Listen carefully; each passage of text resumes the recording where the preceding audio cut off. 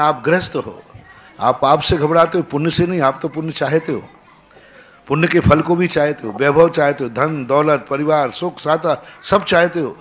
तो आपके लिए सिद्ध भगवान की पूजा कार्यकारी नहीं है, आपको अरहंत भगवान की पूजा कार्यकारी। हम लोग कोई भी कार्य करते हैं सिद्ध भगवान से शुरू करते हैं, और आप लोग जो भी कार्य करते हैं अरहंत भगवान से कार्य करते हैं। आपकी सारी पूजाओं में अरहंत भगवान की पूजाएं, देव साध गुरु सब पूजाओं में अरहंत है, क्योंकि अरहंत दो लक्ष्मियों के स्वामी होते हैं, अंतरंग और बहिरंग। तो जो अष्टप्रातिहार युक्त हैं वो मूर्ति आप ग्रस्तों के लिए बहुत मांगलिक है, सगुन है, अष्ट मंगल युक्त है वो। क्योंकि मैंने एक बार पूरा भक्तांबर के समय पर कहीं प्रवचन दिए थे, उस समय मैंने अष्टप्रातिहारों का वर्णन बताया था। उस समय बताया था कि एक भगवान को हम कितने रूप में चिंतन करें। जैसे आपको मालूम है कि मैं कहीं मेरा डिमोशन हो रहा है या प्रमोशन नहीं हो रहा है, तो आप भगवान का चिंतन ना करें, सिंहासन युक्त भगवान को देखें। भगवान अलग चीज है, सिंहासन युक्त भगवान सिंहासन पर बैठे हैं, और भगवान के सिंहासन का आप वर्णन करें और वही श्लोक पढ़ें जो सिंहासन है, सिंहासने मणिमयूख शिखा विचित्र, बस वही देखें। आपको मान लीजिए दुश्मन की बद्दुआ का है, दुश्मन मुझे बद्दुआ दे रहा है और मेरे प्रति बुरा विचारता है, तो आप आदिनाथ का ध्यान करने से कुछ नहीं होने वाला, पारसनाथ का ध्यान करने से कुछ नहीं होने वाला। चवरयुक्त पारसनाथ को ध्यान करो। बहुत देखो, बहुत बड़ी बात दे रहा हूं तुम्हें, बाद में मेरे कमरे में पूछने मत आना, हाँ मैं यही सब कुछ बता देता हूं।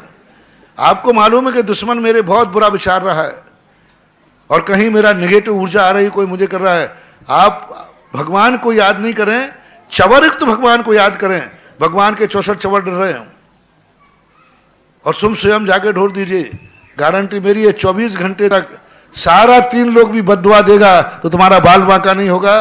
लेकिन कौन से भगवान? चवरयुक्त है। आपको आतप है, आप परेशानी है, तो आप भगवान का अकेला ध्यान न रखें, छत्रयुक्त भगवान को ध्यान रखें। भगवान बैठे उनके पे छत्र ध्यान में आना चाहिए आपको, छत्रयुक्त आदिनाथ का ध्यान करें। ऐसे ही आपके जब अपने भविष्य के अंधकार में हैं, आप कुछ नहीं सूझ रहा है कल मेरा क्या होगा, कुछ नहीं, अंधकार दिख रहा है, मैं कहाँ जाऊं क्या करूं, किम करता मूड है, आदिनाथ अकल नहीं देंगे आपको, बुद्धि नहीं देंगे। आदिनाथ को आप याद करें, पारसनाथ को याद करें, भामंडल युक्त। आप प्रैक्टिकल करके देखना, जब आप बिल्कुल किम करता मूड हो जाएं तो आप भगवान की मुद्रा देखें, लेकिन कौन सा ध्यान रखना चाहिए?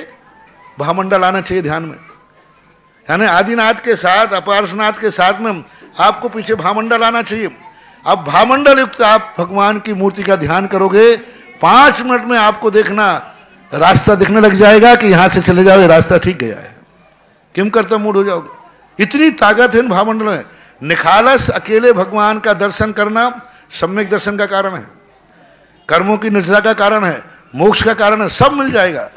लेकिन जो संसार के प्रभाव हैं एक एक गुण के साथ मिलते हैं, एक एक चीज के। आप शोक में चले गए, आपका शोक बिल्कुल दूर नहीं हो रहा है, किसी को गर्द सदमा बैठ गया है, कोई इष्ट का वियोग हो गया है, आप अशोक वृक्ष का यहां ध्यान कीजिए, भगवान बैठे हैं, उच्चैर शोक तरु संसत मून मयूखो माभात रूप ममलम, ऐसा एक श्लोक है ना।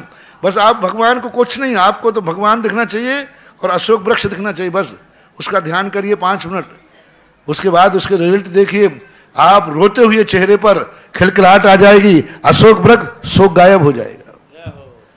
कोई शोक में चिंतन है, आप उसको अशोक वृक्ष का श्लोक सुनाइए और अशोक वृक्ष की महिमा बताइए।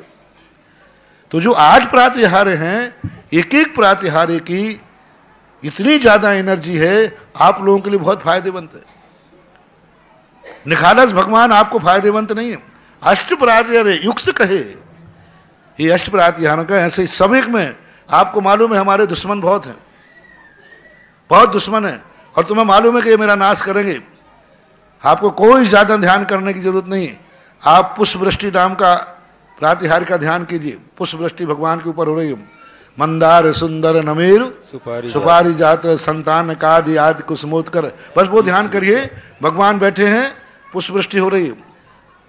घरघोर से घोर भी दुश्मन तुम्हारा कांटा बन के आएगा, वो तुम्हारा कुछ भी नहीं बिगाड़ पाएगा।